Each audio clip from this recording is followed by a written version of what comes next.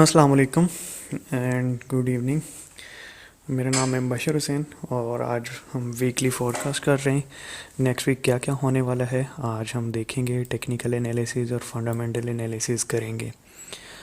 अभी तक अगर आप लोगों ने इस यूट्यूब चैनल को सब्सक्राइब नहीं किया तो करें, सब्सक्राइब करें और आपको जो वीडियोस हैं वो मिलती रहेंगी, चाहे वो एनालिसिस की हो, वीकली एनालिसिस की या अदर अदर नॉलेज की। तो काफ़ी लोग हैं नए, तो वो पूछते हैं कि ट्रेडिंग में क्या ऐसा यूज़ किया जाए कि जिससे हम लोग प्रॉफिट में आ जाएं। तो उनसे रिक्वेस्ट है, उनसे मैं यही कहूँगा कि मैंने काफ़ी सिंपल टेक्निक्स बताई हुई हैं, जैसे डाइवर्जेंस और कन्वर्जेंस की ये 3 वीडियोस पड़ी हुई हैं। आप अगर इनको देख लेते हैं तो आप जो है अपनी ट्रेडिंग बहुत बेहतर बना सकते हैं। उसके अलावा सीक्रेट स्ट्रेटजी एक अपलोड की हुई है मैंने, एक तो ट्रेंड लाइन की है और इनगल्फिंग बार की है, ठीक है। उसके अलावा मार्केट प्रोफाइल VSA की कुछ टेक्निक्स हैं वो भी शेयर की गई हैं, बेसिक कोड्स भी शेयर किया गया है, तो आप लोगों को ज़रूर देखना चाहिए। तो चलिए हम अपने नेक्स्ट वीक के एनालिसिस स्टार्ट करते हैं टाइम वेस्ट किए बगैर।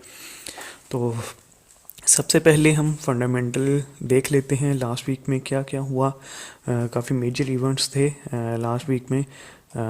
IMS मैन्युफैक्चरिंग PMI थी डॉलर की, जो कि मिस हुई।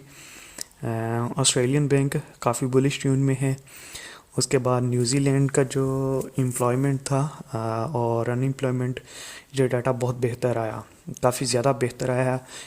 इस वजह से जो है न्यूजीलैंड डॉलर इतना ज़्यादा डॉलर के अगेंस्ट नहीं गिरा जब जितना कि बाकी सारे पेयर्स गिरे हैं, क्योंकि इनका डाटा बेहतर आया। उसके बाद यूरोजोन में PMIs जो हैं बेहतर आई और ओपेक मीटिंग थी। और ऑयल की प्राइसेस आपने देखा होगा कि बहुत ज़्यादा हाईज़ के ऊपर पहुंच चुकी हैं। उसके बाद USD के डाटा बहुत बेहतर आया, जिसमें ADP non farm employment change है और PMIs हैं। इसके बाद ऑस्ट्रेलियन ट्रेड बैलेंस जो है वो नेगेटिव डेटा आया। उसके बाद जो मेजर इवेंट था वो पाउंड की मॉनेटरी पॉलिसी थी, ठीक है। और इनका ऑफिशियल बैंक रेट था जो कि सेम रहा, लेकिन जो पाउंड है वो बुलिश ट्यून में है।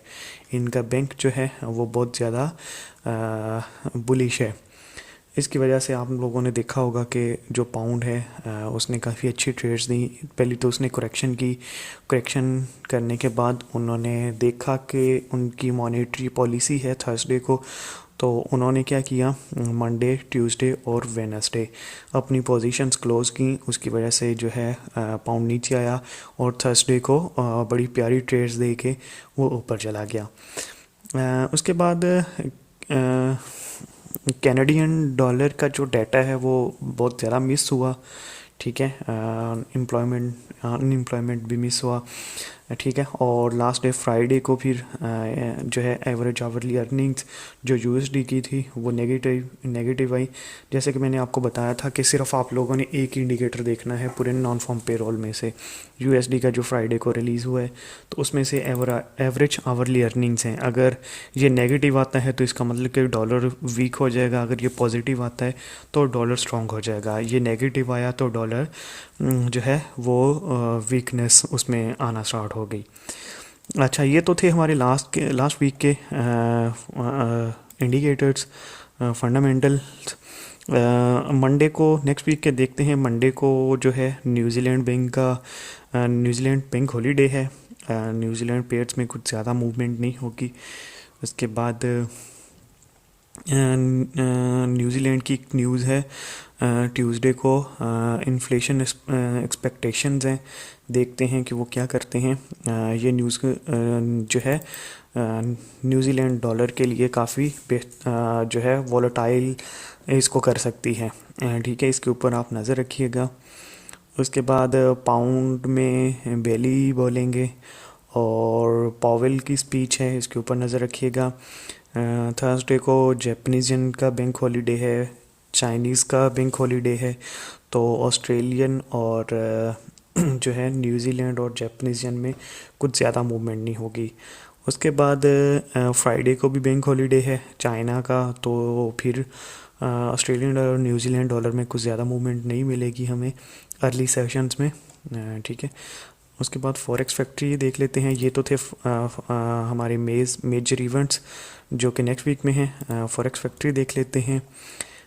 यहाँ पे कोई इम्पोर्टेंट न्यूज़ है। Oil is of its best start in 30 years. ठीक है। ये बता रहे हैं कि ऑयल का जो है ये बेस्ट स्टार्ट है पिछले 30 सालों में से। जो है प्राइसेस अपनी हाईज़ के ऊपर पहुंची हुई हैं ऑयल की।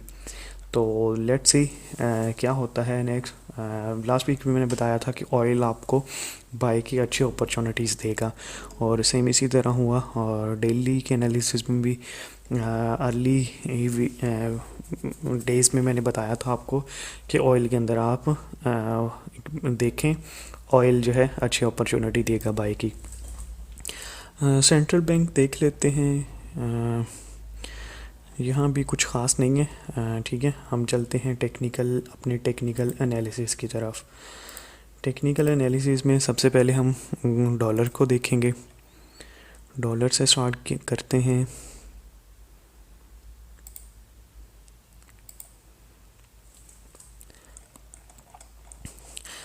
टेक्निकल एनालिसिस स्टार्ट करने से पहले मैं आप लोगों को एक चीज़ बता दूं कि मैं जो वीकली एनालिसिस कर रहा होता हूँ इसमें हम लोग चार्ट देखते हैं। चार्ट के अलावा हम लोग देखते हैं ओपन इंटरेस्ट को। ओपन इंटरेस्ट से रिलेटेड मुझे बहुत ज़्यादा क्वेश्चंस आते हैं कि ओपन इंटरेस्ट। कुछ लोग तनकीद भी करते हैं, क्रिटिसाइज़ भी करते हैं कि ये ओपन इंटरेस्ट है, ये मार्केट में काम नहीं करता। ओपन इंटरेस्ट जो है ये बता रहा था तो मार्केट ये चली गई। मैं हैरान होता हूँ उनके क्रिटिसिज्म को देखते हुए कि उनको नॉलेज नहीं है कि ओपन इंटरेस्ट क्या है। तो मैं बता दूं कि ओपन इंटरेस्ट क्या होता है। ओपन इंटरेस्ट होता है ओपन ट्रेड्स। ठीक है, कितनी ट्रेड्स ओपन हैं। हम लोग सिर्फ देख रहे होते हैं कि जो बैंक्स हैं, इंस्टीट्यूशंस हैं, स्मार्ट मनी है, उनकी तरफ से कितनी ट्रेड्स उनकी ओपन हैं। ठीक है, उनकी कितनी ट्रेड्स ओपन हैं। जिस साइड पे वो अपनी ट्रेड्स ओपन कर रहे हैं हमें भी उस साइड पे अपनी ट्रेड्स ओपन करनी है। ठीक है, और जिस साइड से वो अपनी ट्रेड क्लोज़ कर रहे हैं हम लोगों ने उस साइड से अपनी ट्रेड्स क्लोज़ करनी होती है। तो उनकी पोजीशन को देखते हुए हम अपनी पोजीशंस ले रहे होते हैं। ओपन इंटरेस्ट जो है ना, कोई इंडिकेटर नहीं है। ठीक है, इंडिकेटर नहीं है, ये सिर्फ बता रहा होता है कि जो हेज फंड्स हैं, जो बैंक हैं, जो इंस्टीट्यूशंस हैं, जो स्मार्ट मनी है, उन्होंने क्या पोजीशंस, किस साइड के ऊपर पोजीशंस ली हुई हैं अपनी। ठीक है, और हम उनकी पोजीशंस को देखते हुए मार्केट के साथ चलते हैं। ठीक है, तो इस तरह हम एनालिसिस अपने कर रहे होते हैं। ओपन इंटरेस्ट का मतलब है ओपन ट्रेड्स, ये कोई इंडिकेटर नहीं है, ये मैं आप लोगों को बता दूं। ठीक है, तो क्योंकि हम कर रहे होते हैं फैक्ट को ट्रेड, रियलिटी को, हकीकत को ट्रेड कर रहे होते हैं। सही है। अच्छा, स्टार्ट करते हैं हम लोग। लास्ट वीक आप लोगों को शायद याद होगा कि मैंने आपसे कहा था कि डॉलर को हम कहाँ तक देख रहे हैं।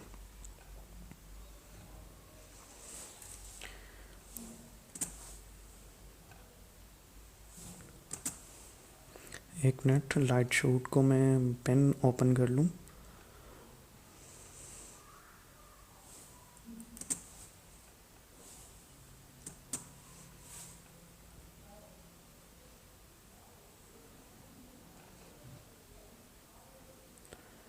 सॉरी, मेरा पेन प्रॉब्लम कर रहा है, ऑन नहीं हो रहा।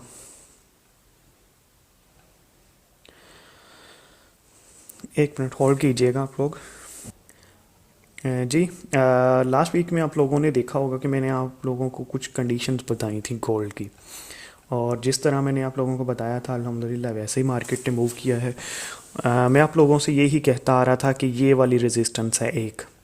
ठीक है, ये वाली एक रेजिस्टेंस है, जब तक ये ब्रेक नहीं होती तब तक हम जो है ना डॉलर को स्ट्रॉन्ग नहीं देखेंगे। ठीक है, तो फाइनली क्या हुआ कि ये ब्रेक हुई। ब्रेक होने के बाद आप लोग देखेंगे कितनी प्यारे तरीके से ये रीटेस्ट हुआ ना। ये रीटेस्ट हुआ, आप देखें इस बार ने इसको ब्रेक किया है।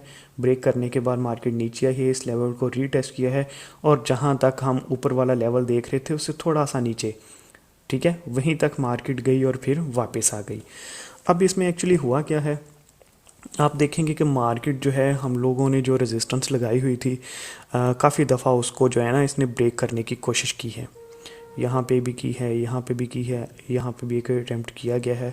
और क्या हुआ है, मार्केट नीचे आई है, नीचे आने के बाद फिर इसने ब्रेक किया है, ब्रेक करने के बाद रीटेस्ट किया है और हमारे उसी लेवल तक गई है जहाँ तक हम इसको देख रहे थे। देखने के बाद फ्राइडे को मार्केट फिर उस लेवल से गिर के पहले वाले लेवल पे आ गई है जहाँ से ये मार्केट निकली थी। तो इसमें एक्चुअली हुआ क्या है, मार्केट यहाँ से इसका गिरना जो है आप लोगों को पता होगा कि नॉन फॉर्म पेरोल की वजह से ये मार्केट गिरी है। यूएसडी का डाटा नेगेटिव है, नेगेटिव आने के बाद मार्केट गिरी है। अच्छा, अब नेक्स्ट हम इसको क्या देखेंगे, अगर तो ये इस एरिया के अंदर पेनिट्रेट करती है नेक्स्ट वीक के लिए जो है, अगर तो इस एरिया के अंदर पेनिट्रेट करती है तो हम लोग इस लेवल तक देखेंगे डॉलर को। ठीक है, अब इसमें क्या हुआ है, इसमें बाइंग हुई है, बाइंग होने के बाद वो कंफर्म नहीं हुई, मार्केट नीचे आके क्लोज हो गई है। ठीक है, नीचे आके क्लोज हो गई है। अगर तो ये इस एरिया के अंदर फिर से पेनिट्रेट होती है मार्केट, ठीक है, जैसे कि पेनिट्रेट होता हुआ नज़र भी आ रहा है, तो ठीक है, ये पेनिट्रेशन होती हुई नज़र भी आ रही है। अगर ये पेनिट्रेट कर जाती है तो हमारी इस लेवल तक मार्केट आ जाएगी। ठीक है, अगर मंडे को जो है आप लोगों को यहाँ पे दो चीज़ें देखने को मिल सकती हैं। वो क्या है कि ट्रेडर्स को ट्रैप भी किया जा सकता है। ट्रैप कैसे किया जा सकता है कि मार्केट जो है नीचे आए, नीचे आने के बाद ये शेकआउट बनाए और यहाँ पे आके क्लोज हो जाए। अगर यहाँ पे क्लोज होती है तो मार्केट फिर इस एरिया के अंदर जो है रेंज करेगी। ठीक है, अगर क्लोजिंग नीचे आती है और ओपन इंटरेस्ट इसका इंक्रीज़ हो जाता है, ओपन ट्रेड्स बढ़ जाती हैं, तो इसका मतलब है कि मार्केट फिर इसी एरिया के अंदर जो है चर्निंग करना स्टार्ट कर देगी। नॉन फॉर्म पे रोल से पहले देखा जाए तो यूएसडी के इंडिकेटर्स बहुत ज़्यादा बेहतर आ रहे थे, उनकी इकॉनमी जो है बहुत अच्छा परफॉर्म कर रही थी। इसी वजह से मैं लास्ट 2-3 वीक से आपको कह रहा था कि डॉलर जो है उसमें हम स्ट्रेंथ बहुत जल्दी आने वाली है, जो कि 1-2 वीक से हम लोगों ने काफ़ी इसके अंदर स्ट्रेंथ देखी। ठीक है, फ्राइडे को नॉन फॉर्म पे रोल नेगेटिव आने की वजह से गिर गई। अगर तो ये इस एरिया के अंदर पेनिट्रेट करती है तो हम इस एरिया के अंदर इसको देखेंगे। ठीक है, इस एरिया के अंदर रेंज करेगी। अगर तो ये यहाँ से जो है ट्रेड्स को ट्रैप करके शेकआउट दे के फिर इस एरिया के अंदर हम देखेंगे। ठीक है, तो ये दो वाली कंडीशंस हैं डॉलर के लिए। मंडे की जो बार है उसकी क्लोजिंग का वेट करें। अगर तो इस एरिया के अंदर होती है तो आप डाउन साइड पे देखें, अगर ऊपर क्लोजिंग होती है तो आप इसको अप साइड के ऊपर देखें। हाँ, याद रहिएगा कि आपने जिस साइड पे भी इसको देखना है उसकी उस साइड के ऊपर ओपन इंटरेस्ट इसका इंक्रीज़ होना चाहिए। ठीक है, जिस साइड के ऊपर ओपन इंटरेस्ट इंक्रीज़ हो गया तो मार्केट उसी साइड के ऊपर चलेगी। ठीक है, इस बात का आप लोग ख़ास ख्याल रखिएगा। चलिए मूव करते हैं हम डॉलर इंडेक्स की तरफ। अच्छा, मैंने आप लोगों को लास्ट वीक में एक कह लें कि सिग्नल भी दिया था। वो था एक मिनट, सॉरी,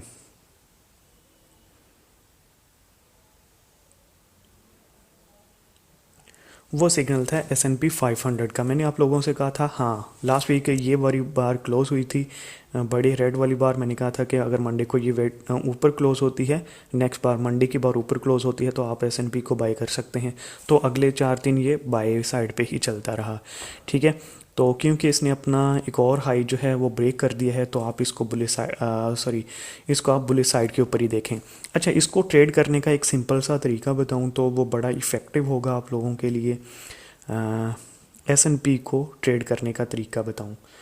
अच्छा, इसमें आप लोगों ने करना क्या होता है कि S&P जब ऊपर की तरफ मूव करता है ना तो फिर ये ऊपर ही मूव करता रहता है। ठीक है, इस तरह छोटी छोटी बार्स बना के जा रहा होता है। आप इसको किसी भी रिट्रेसमेंट के ऊपर बाय कर लें, बाय करने के बाद जो उसका ऐसा लगो होगा ना वो उसके नीचे वाली बार पे होगा। ठीक है, उस बिल्कुल उससे जो पिछली बार है ना, जैसे इस बार के ऊपर आपने बाय किया है, रिट्रेसमेंट मार्केट जो है थोड़ी सी नीचे आई है, आपने बाय कर लिया है तो आपने एसएल इस बार के नीचे रख देना है।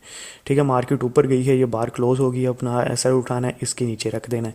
ठीक है, तो क्योंकि ये जब ये ऊपर जाना स्टार्ट करता है तो फिर ये ऊपर ही जाता रहता है और किसी भी डिप के ऊपर आप इसको फिर बाय कर सकते हैं। ठीक है, ये ज़्यादा बड़े डिप नहीं देता लेकिन इस तरह की 1-2 कैंडल्स बनाता है, नीचे गिरता है और फिर ये ऊपर उठना स्टार्ट हो जाता है। ठीक है, तो ये हमारी ट्रेड जो है काफ़ी सक्सेसफुल रही। इसके बाद हम गोल्ड को देख लेते हैं।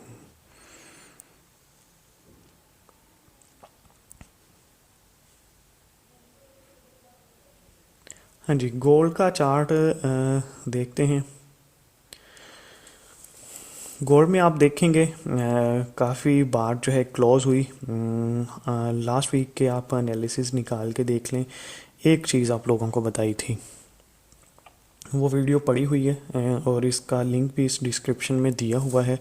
आप लोग चेक कर सकते हैं कि मैंने आप लोगों को क्या कहा था। मैंने आप लोगों से कहा था कि जो मार्केट है सेलर्स मार्केट के अंदर नहीं है। ठीक है, गोल्ड के अंदर सेलर्स नहीं हैं और बायर्स हैं जो अपनी पोजीशंस क्लोज कर रहे हैं। उस वजह से जो है गोल्ड वो नीचे गिर रहा है। और एक कंडीशन बताई थी कि मार्केट जो है इस एरिया को नीचे जो है वो ब्रेक करे। ठीक है, ब्रेक करने के बाद आप लोगों ने इसमें सेल करना है। तो मार्केट ने एक कैंडल बनाई, उसी के अंदर जो है ब्रेक कर दिया अपना एरिया और छोटे टाइम फ्रेम में आप लोगों ने जाके देखा होगा कि यहाँ पे अच्छी अगर रिट्रेसमेंट के बाद सेल की इसने ट्रेड दी। अच्छा जी, इसके लिए अब नेक्स्ट वीक में क्या होने वाला है, आप देखेंगे कि इसके ऊपर जो है सेलिंग हुई, वॉल्यूम भी इंक्रीज़ हुआ और वो सेलिंग कंफर्म नहीं हुई। अगली बार जो है डॉलर की वीकनेस की वजह से मार्केट जो है ऊपर जाके क्लोज हो गई। ठीक है, तो अब नेक्स्ट में इसका ओपन इंटरेस्ट देखते हैं कि क्या सुजेस्ट कर रहा है हमें। हाँ जी, आप देखेंगे कि इसका ओपन इंटरेस्ट जो है वो डिक्रीज़ होता जा रहा है, कि मतलब कि इसके अंदर जो ट्रेड्स ओपन थी वो कम होती जा रही हैं। ठीक है, और फ्राइडे को भी ऐसा ही हुआ है बिल्कुल। जो आपकी बार बनी है उसके अंदर जो है ट्रेड्स क्लोज हुई हैं, ना कि नई ओपन हुई हैं। इस ट्रेड इस जो है जो थर्सडे की बार बनी थी उसके अंदर सेल की ट्रेड्स ओपन हुई थी। अब जिन्होंने सेल की ट्रेड ओपन करके अच्छा खासा प्रॉफिट बनाया था, उन्होंने क्या किया कि फ्राइडे को अपना प्रॉफिट बुक किया। बुक करने की वजह से मार्केट ऊपर चली गई, ये शॉर्ट कवरिंग हुई है। ठीक है, मार्केट जो है प्रॉफिट टेकिंग हुई है, प्रॉफिट टेकिंग के बाद जो है ऊपर चली गई है। अब जो प्रॉफिट टेकिंग होती है ना, उसका नहीं पता कि कितनी देर तक प्रॉफिट टेकिंग होती रहेगी और कब प्रॉफिट टेकिंग होगी। अब क्या हुआ है, जो लार्ज प्लेयर थे उन्होंने अपनी पोजीशंस ओपन की इसके ऊपर। ठीक है, और अगले दिन अपनी पोजीशंस बंद कर ली। अब हमें क्या पता, हमें ये नहीं पता चल सकता कि वो अपनी पोजीशंस कब क्लोज करना स्टार्ट हो जाएंगे। ठीक है, तो ओपन इंटरेस्ट से हमें पता ये तो चल जाता है कि उन्होंने अपनी पोजीशंस क्लोज की हैं। ठीक है, और मार्केट इसी वजह से ऊपर गई है। अब नेक्स्ट वीक के लिए देखें, मार्केट जो बिल्कुल इस लेवल को इसने आके टेस्ट किया है, टेस्ट करने के बाद ऊपर गई है। अब जो है आप लोगों ने नेक्स्ट वीक में, क्योंकि डॉलर जो है उसमें वीकनेस जो है देखने को मिल रही है, अगर तो डॉलर जो है अपना लेवल ब्रेक करके पुराने एरिया के अंदर पेनिट्रेट करते हैं तो गोल्ड में क्या होगा, गोल्ड फिर इस एरिया के अंदर जाएगा और यहाँ पे फिर जाके चर्निंग स्टार्ट करना हो जाएगा। ठीक है, अगर डॉलर फिर ऊपर की तरफ मूव करता है तो डॉलर ऊपर की तरफ मूव करना स्टार्ट करता है तो गोल्ड क्या होगा, इस एरिया के अंदर रहेगा। ठीक है, इस एरिया के अंदर चर्निंग करता रहेगा। लग रहा है कि मार्केट जो है इस एरिया के अंदर दोबारा से एंटर होगी। ठीक है, इस एरिया के अंदर दोबारा से एंटर होगी और यहाँ पे फिर जो है रेंज होना स्टार्ट हो जाएगी। एक चीज़ कंफर्म है कि इसके अंदर जो है लॉन्ग पोजीशंस नहीं हो रही, लॉन्ग पोजीशन जो है वो ओपन नहीं हो रही। लॉन्गर टर्म के लिए गोल्ड को जो है एक साइड पे आप नहीं रख सकते। जब तक कि इसका ओपन इंटरेस्ट इंक्रीज़ नहीं होता ना, तब तक हम गोल्ड को एक साइड पे नहीं देखेंगे। ठीक है, और स्मार्ट मनी की ट्रेड्स ओपन होना लाजमी है। अगर सेल साइड पे देखना है तो सेल साइड पे देखेंगे जो है स्मार्ट मनी, उसकी ट्रेड्स ओपन होनी चाहिए। अगर बाय साइड पे देखना है तो बाय में इसकी जो है ओपन इंटरेस्ट इंक्रीज़ होना चाहिए, फिर ही हम इसको एक साइड पे देखेंगे। कोर्ट रिपोर्ट भी इसको जो है किसी एक साइड के ऊपर सुजेस्ट नहीं कर रही।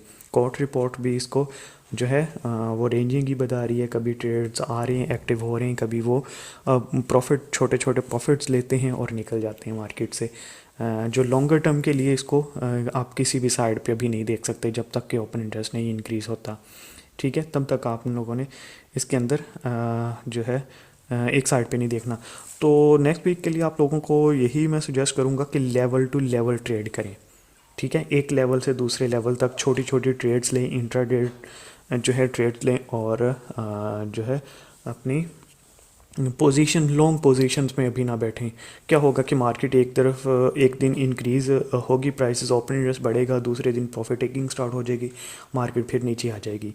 ठीक है, तो लॉन्ग पोजीशंस में आपके बार बार ब्रेक इवन हिट होने के ज़्यादा चांसेस होते हैं जब तक कि मार्केट जो है वन साइडेड नहीं होती या एक तरफ के ऊपर ट्रेडर्स एक्टिव नहीं हो रहे, ओपन इंटरेस्ट एक साइड के ऊपर इंक्रीज़ नहीं हो रहा। ठीक है, तो तब तक के लिए आप सिर्फ लेवल टू लेवल ट्रेड करें इसको, इसके अलावा कोई हल नहीं है। अच्छा उसके बाद हम देख लेते हैं आज टाइम थोड़ा सा कम है तो हम ऑयल के ऊपर एक नज़र डाल लेते हैं। लास्ट वीक भी मैंने आप लोगों को कहा था कि ऑयल जी, ऑयल ने ये अपना लेवल ब्रेक किया है। आप देखें उसके बाद ब्रेक करने के बाद इसने पीछे मुड़ के नहीं देखा और ये ऊपर ही भागता जा रहे हैं। इसी वजह से जो है पूरी दुनिया के अंदर ऑयल की प्राइसेस आपको इंक्रीज़ होती हुई नज़र आ रही हैं। तो ये हम देखते हैं, एक मिनट, वीकली चार्ट। हाँ जी, वीकली चार्ट जो है वो मैंने लोड कर लिया है। एक मिनट, HLC में इसको डाल लें।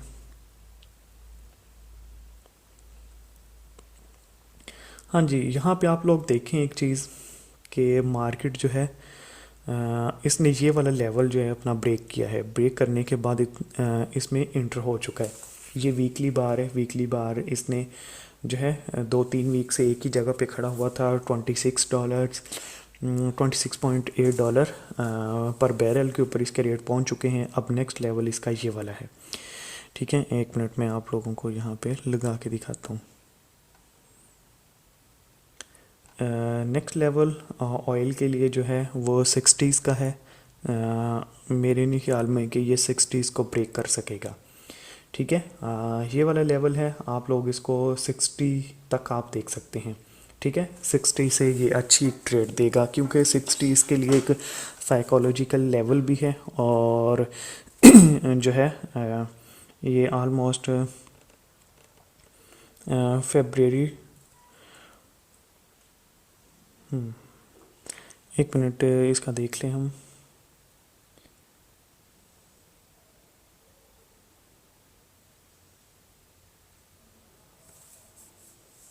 हाँ जी, लास्ट वीक ये फेब्रुअरी में इधर से गिरा था। ठीक है, और अब उसके बाद ये यहाँ तक गया है। ठीक है, तो इसके अंदर भी आप लोग देखें, इसका ओपन इंटरेस्ट एक मिनट देख लें कि वो डेली मूव को सपोर्ट भी कर रहा है कि नहीं कर रहा। अगर तो वो इसका ओपन इंटरेस्ट जो है वो इसकी मूव को सपोर्ट नहीं कर रहा तो फिर इसके अंदर बड़ी जल्दी जो है सेलिंग स्टार्ट होने वाली है। ठीक है,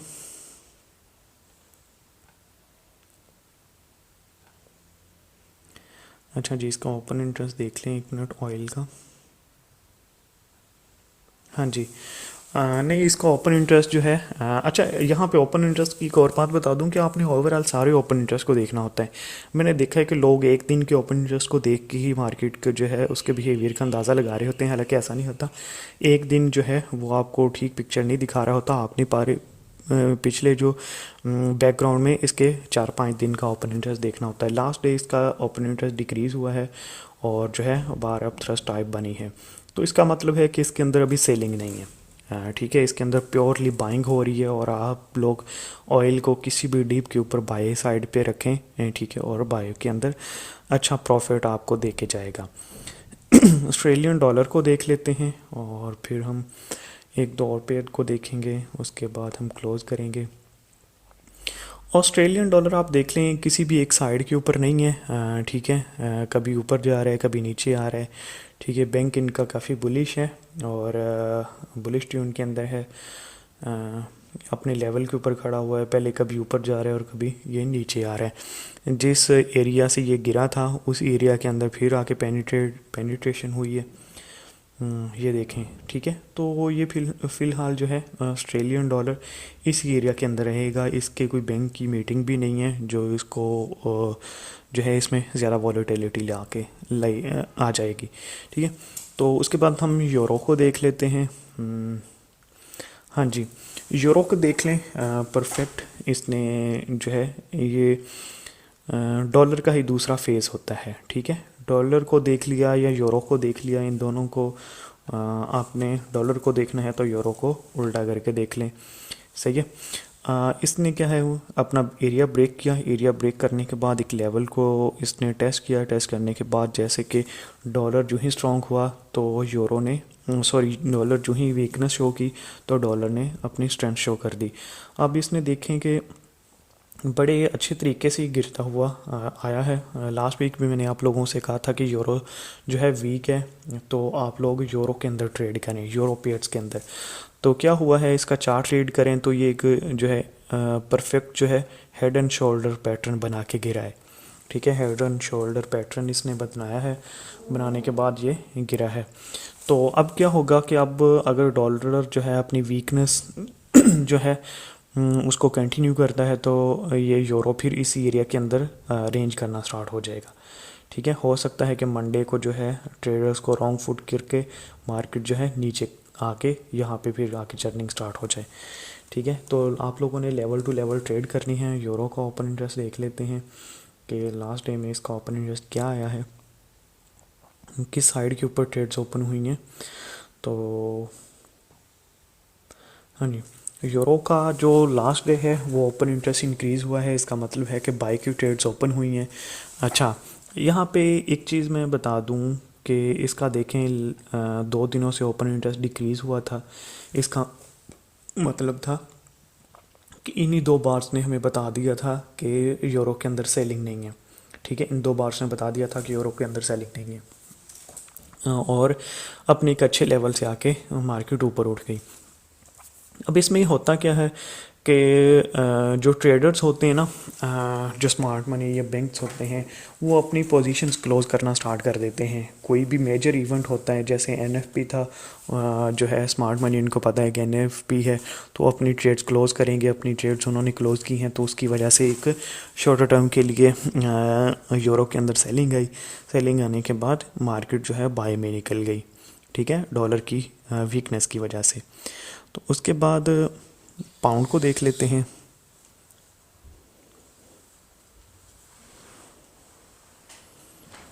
अच्छा जी, पाउंड मैंने आप लोगों को बताया था लास्ट वीक भी कि बहुत ज़्यादा बुलिश है। ठीक है, इनका बैंक भी बुलिश है। पाउंड के अंदर क्या हुआ कि इनकी मॉनेटरी पॉलिसी थी, रिपोर्ट थी इनकी, तो ट्रेडर्स ने क्या किया, 2 दिन अपनी पोजीशन को क्लोज़ किया। इनकी वजह से इसके अंदर एक करेक्शन देखने को मिली। जो ही करेक्शन ख़त्म हुई, इनके बैंक ने जो है जो बैंक की रिपोर्ट है वो पॉजिटिव आई, तो पाउंड क्या हुआ कि ऊपर भागना स्टार्ट हो गया। ठीक है, मैंने लास्ट वीक भी कहा था कि पाउंड को आप बुले साइड के ऊपर रखें, और मार्केट जो है काफ़ी ऊपर चली गई। अब इसके अंदर फिर से उसी रेंज के अंदर चली गई है जहाँ से ये निकले थे। अगर इनके बैंक को देखा जाए तो वो बहुत ज़्यादा पॉजिटिव है, और जो ऑस्ट्रेलियन सॉरी अमेरिकन डॉलर है वो वीक है। तो जीबीपी यूएसडी और पाउंड के सभी पेयर्स के अंदर आप लोगों को नेक्स्ट वीक में एक अच्छी अपॉर्चुनिटी मिलेगी। बाय साइड के ऊपर एक अच्छी रैली आपको देखने को मिल सकती है। आप लोगों ने वेट करना है कि सिर्फ इस लेवल का जहाँ पे कैपिंग हो रही है। ठीक है, काफ़ी देर से यहाँ पे कैपिंग हो रही है। जब तक ये इस लेवल को ब्रेक नहीं करता, ये वाला लेवल ब्रेक होना लाजमी है।